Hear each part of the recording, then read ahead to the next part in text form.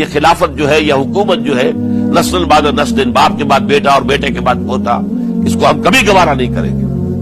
हजरत अमीर मुआविया बहुत दानिशमंद इंसान थे। उन्होंने इन पांचों हजरात पर कोई तशद्दुद नहीं किया, कोई जबर नहीं किया, बल्कि रहने दिया। ठीक है, ये बैत नहीं कर रहे, अभी तो बैत वली अहदी है, कोई हर्ज नहीं। लिहाजा कोई झगड़ा, कोई इस वजह से कोई फसाद, इस बिना पर कोई जंग नहीं हुई।